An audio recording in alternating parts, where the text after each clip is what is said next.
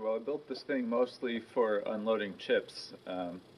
It also does a pretty good job of unloading firewood or brush.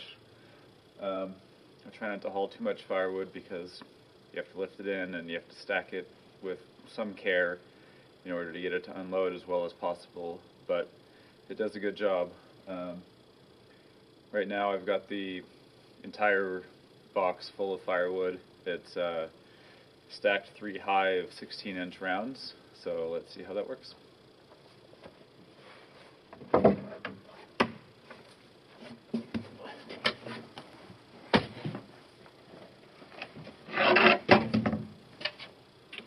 Also, I built these wings to help direct the flow of material, chips, wood, brush, beyond the tailgate and beyond me.